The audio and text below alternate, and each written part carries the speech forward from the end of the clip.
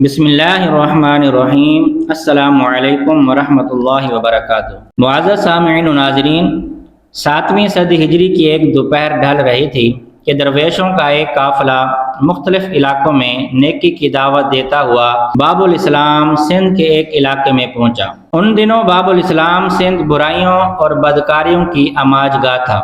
ہر طرف گناہوں کا دورہ تھا اور اس علاقے میں خاص طور پر کفر و شرک اور فحاشی و بدکاری عام تھی۔ بعض علاقے تو ایسے تھے کہ جہاں مسلمانوں کی تعداد آٹے میں نمک کے برابر تھی۔ دینی معلومات نہ ہونے کے باعث لوگ زندگی کے ہر شعبے میں بے راہ روی اور معاشرتی برائیوں کا شکار تھے۔ لوگوں کی اخلاقی حالت ابتر تھی، اسی وجہ سے جگہ جگہ برائی کے اڈے قائم تھے۔ درویشوں کا یہ قافلہ ایک ایسے محلے میں ٹھہرا جہاں ہر طرف چہل پہل تھی۔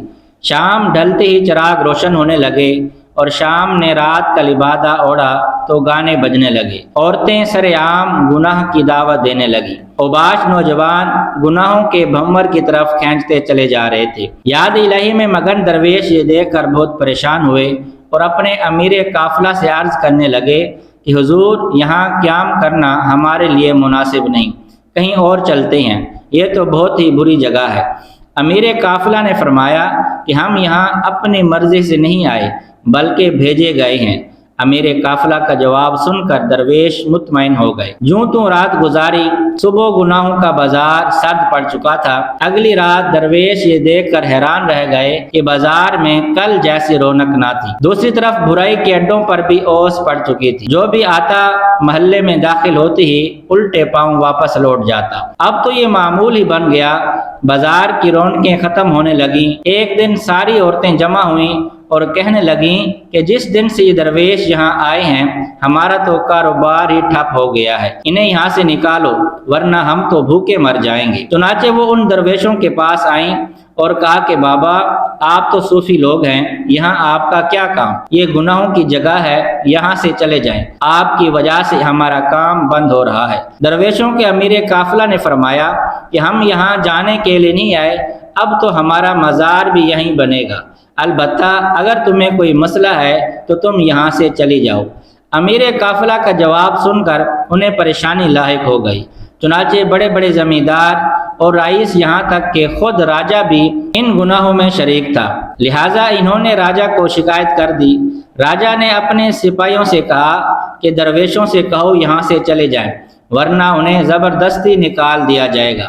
راجہ کا حکم پاتے ہی سپاہی درویشوں کے قافلے کی طرف روانہ ہوئے۔ ابھی قریب بھی نہ پہنچے تھے کہ اچانک ان کے پاؤں زمین نے پکڑ لیے۔ سپاہیوں نے قدم اٹھانے کی بہت جتن کیے مگر بے سود۔ انہوں نے واپس پلٹنے کی کوشش کی تو زمین نے پاؤں چھوڑ دیے۔ سپاہی گھبرا کر واپس لوٹ گئے۔ وہ عورتیں حیرت میں ڈوبی یہ منظر دیکھ رہی تھیں۔ ان کے دل کی دنیا زیر و زبر ہو گئی اور وہ دلی طور پر اس بزرگ کی معتقد ہو چکی تھی۔ بے ساختہ اس بزرگ کے قدموں میں گر کر تائب ہو گئیں اور دائرہ اسلام میں داخل ہو گئیں۔ ان کی دیکھا دیکھی مرد بھی ان بزرگ کے دست حق پرست پر تائب ہو کر دائرہ اسلام میں داخل ہو گئے۔ دوستو، کیا آپ جانتے ہیں کہ یہ بلند رتبہ درویش کون تھے؟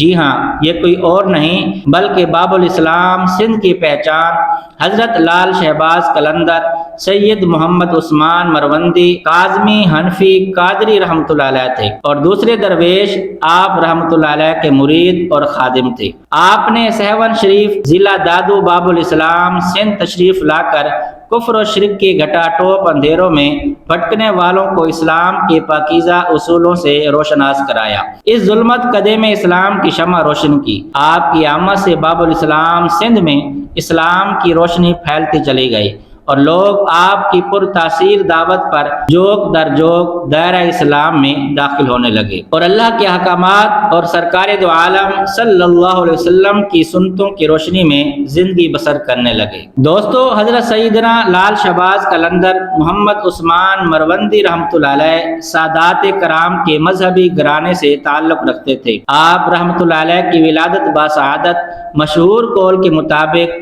538 ہجری بمطابق 1143 عیسوی میں آذربائیجان کے قصبہ مروند میں ہوئی۔ اسی مناسبت سے آپ کو مروندی کہا جاتا ہے۔ آپ کا نام سید محمد عثمان ہے، جبکہ آپ اپنے لقب لال شہباز سے مشہور ہیں۔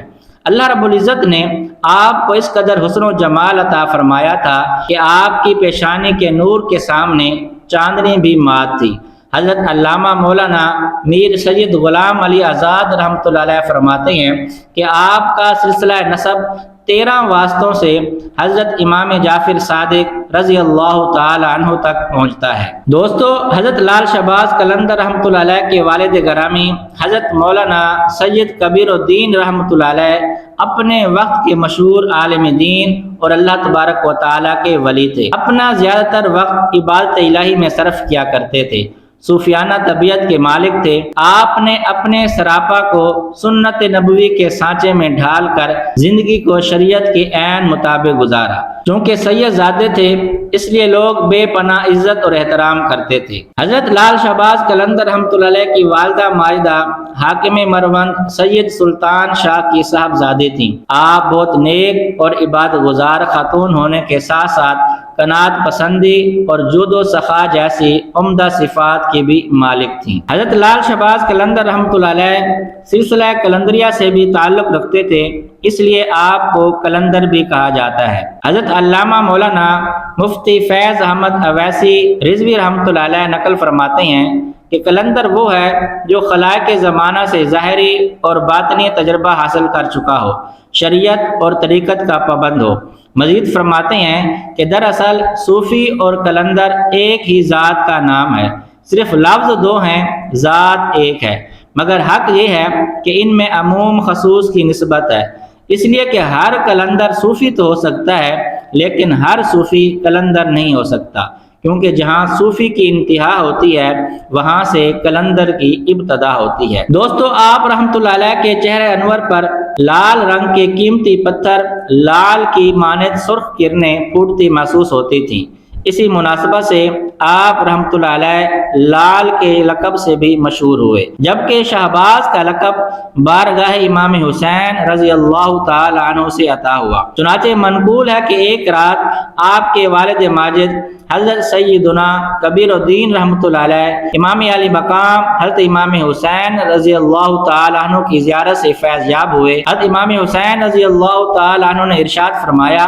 ہم تمہیں وہ شہباز عطا کرتے ہیں جو ہمیں ہمارے نانا جان رحمت دو عالم سے عطا ہوا ہے۔